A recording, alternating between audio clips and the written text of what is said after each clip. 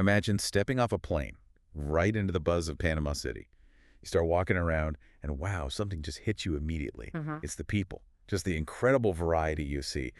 Afro-descended communities, families who look like a mix of indigenous and maybe European heritage, Yeah, definitely. and then individuals where you can sort of see traits from Europe or East Asia, even the Middle East. It's really striking. It is. And lots of visitors, they immediately ask, why?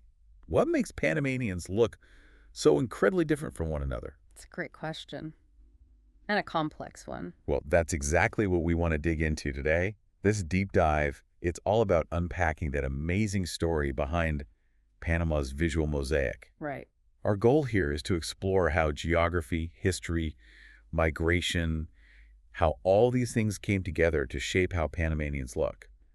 Basically, give you a shortcut to understanding this unique cultural crossroads. Sounds good. Where should we start? Okay, let's get right into it.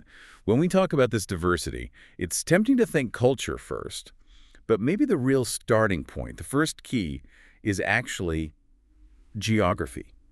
Why is this narrow little country, the Isthmus, such a hotspot for diversity?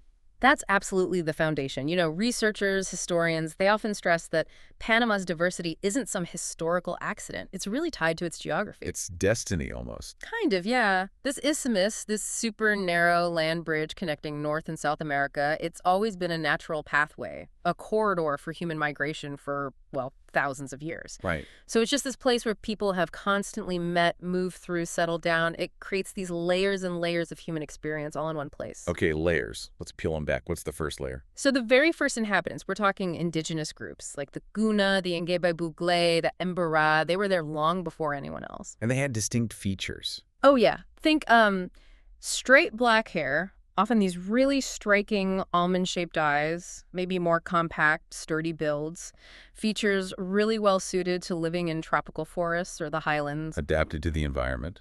Makes sense.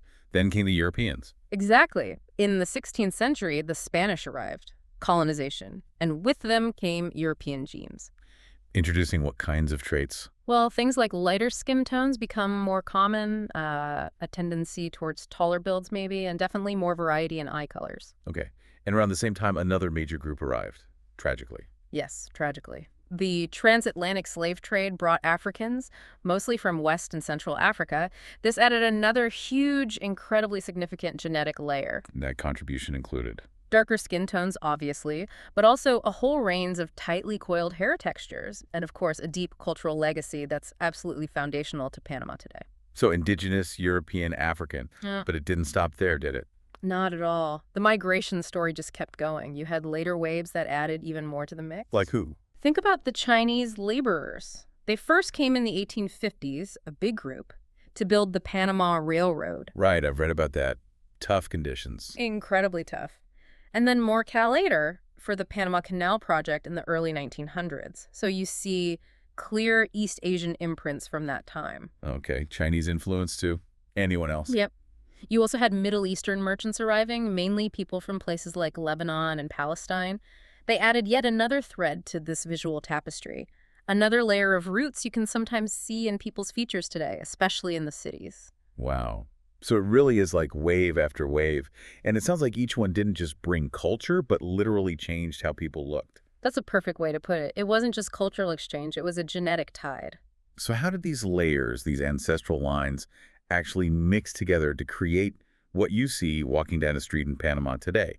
What are the visible results? It's an extraordinary blend, really. Let's start with skin tone, maybe. That's often the most immediately noticeable thing. Panamanians probably have one of the widest ranges of skin tones in all of Central America. It's a real spectrum. How does that break down, roughly? Well, national surveys usually suggest something like 65% of people identify as mestizo. Meaning mixed indigenous and European heritage, primarily. Primarily, yeah. And their skin can range from, say, a light tan to a really deep, rich bronze. Okay, that's the majority. What about other groups? Then you have about 12% identifying as Afro-Panamanian. Their skin tones are generally darker, and you see larger populations in places like Colón and along the Caribbean coast. Right. Another 12% or so identify as indigenous. They often have these beautiful coppery brown skin tones, really distinct. Adapted to the sun and their environments, I guess. Exactly. And then finally, maybe around 10% identify as white or of more direct European descent, so typically lighter complexions. And don't forget the minorities you mentioned. Absolutely.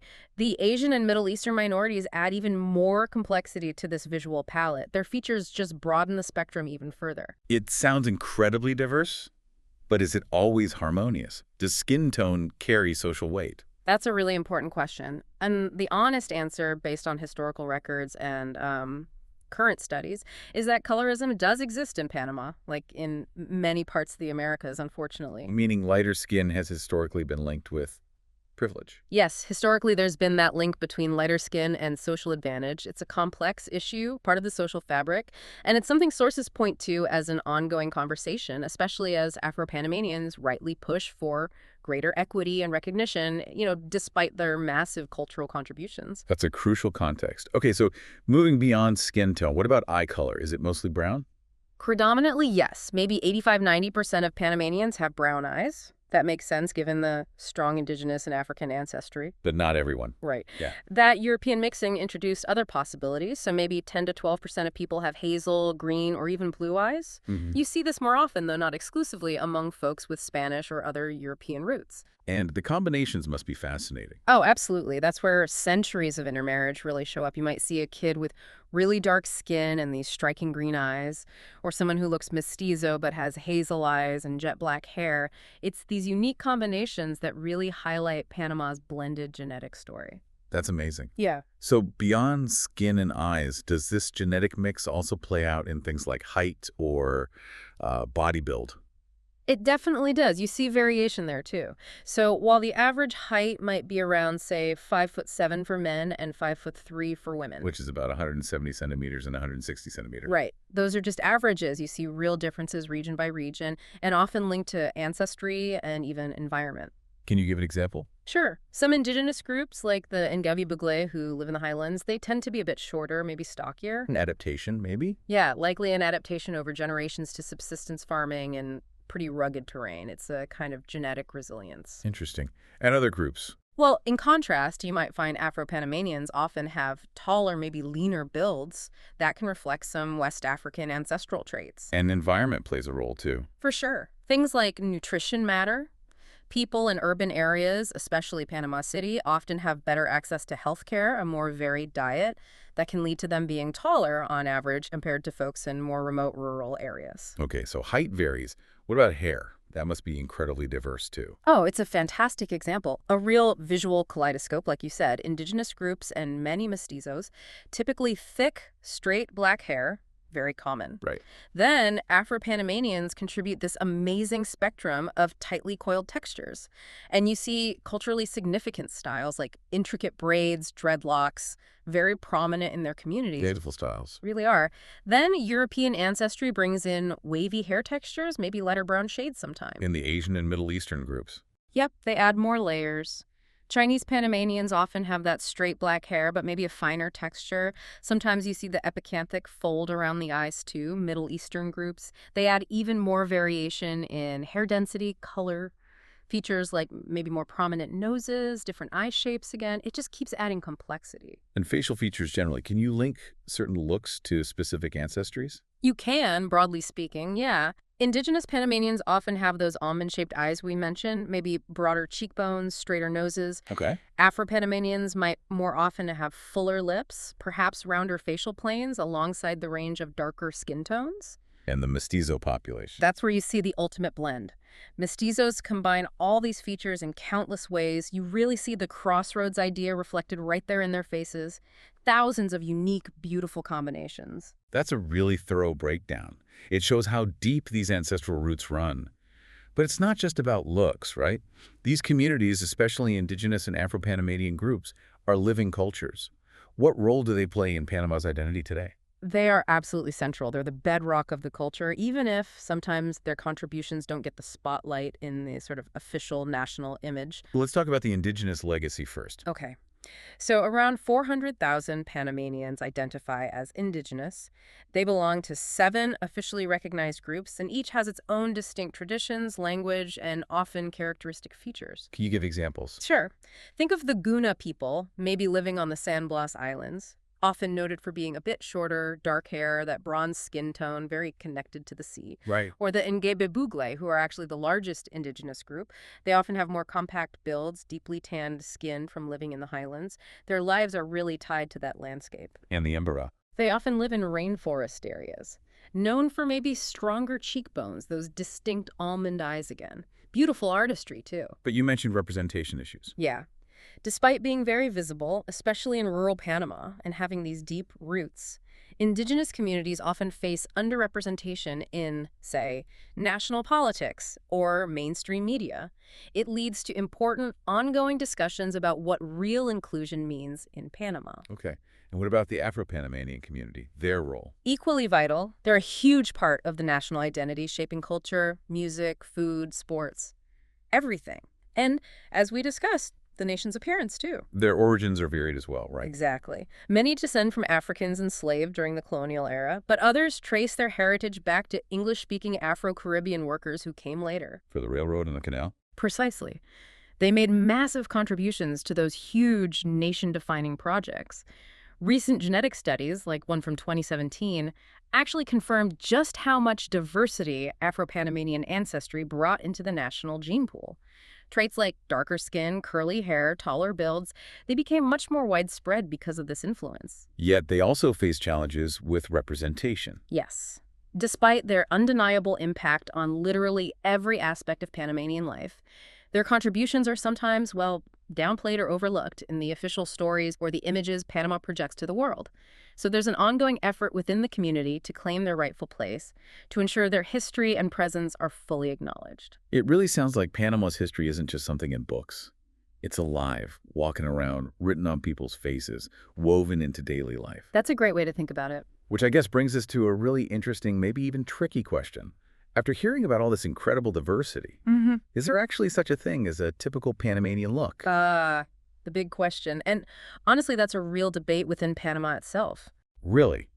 What are the signs? Well, some people would argue, yes, there is a recognizable look. They might point to the mestizo blend, tan skin, dark hair, brown eyes as being the most common, the most typical. Okay, that's one view. But many, many others would strongly disagree. They'd say Panama is its variety. That trying to pin down one single look actually diminishes the richness of the country's heritage. That diversity is the definition. And this connects back to representation, I imagine. Directly. You see criticism, for instance, about tourism ads.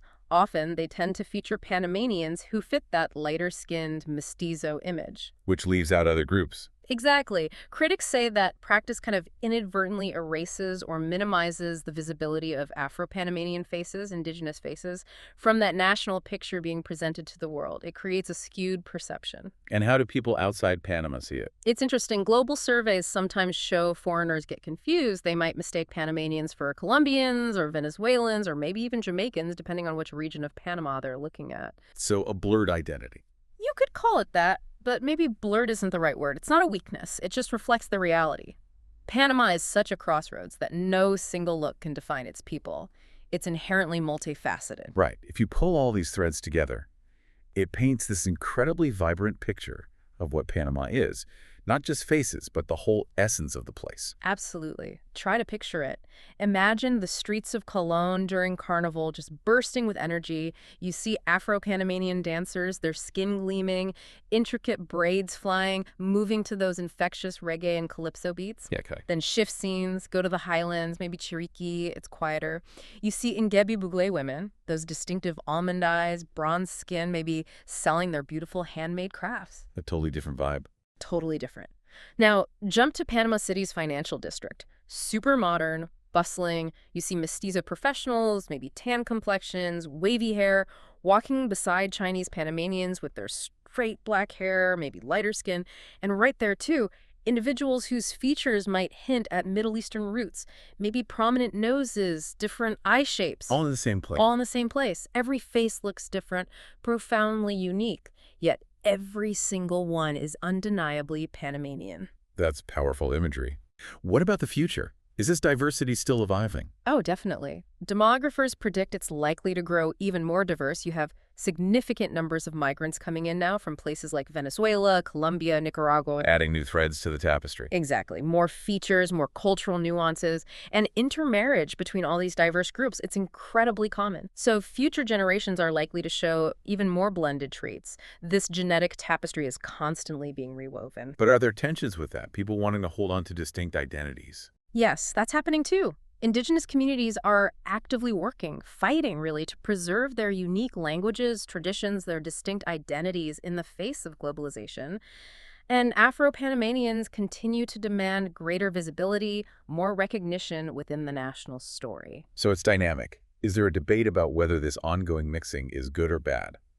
There is. Some people worry, that globalization and constant mixing might eventually blur these precious differences too much, that something unique could be lost. Understandable concern. But others argue the opposite. They say this very diversity is Panama's greatest strength, that embracing the mix, the constant evolution, actually makes the nation stronger, more resilient, more vibrant, that diversity is its biggest asset. So wrapping this all up, what makes Panama's people look so different? What's the takeaway? It really boils down to the story of continents colliding right there on that tiny but incredibly important strip of land. It's indigenous resilience, that deep connection to the land. It's African strength, the cultural richness brought across the ocean. European colonization leaving its genetic mark. Yeah. Asian migration, driven by these massive projects like the railroad and canal. And Middle Eastern enterprise adding another layer. All converging, all mixing, all creating modern Panama. So the next time you think of Panama, don't picture just one face. Exactly. Imagine a living mosaic, a constantly shifting masterpiece. Every single unique face tells part of this global story, but they're all proudly waving the same Panamanian flag. That blurred identity isn't blurry at all then. Not really. It's perhaps the clearest definition of what it means to be a true global crossroads. It proves, maybe, that real beauty, real national character, it emerges from difference, from variety, not from everyone looking the same.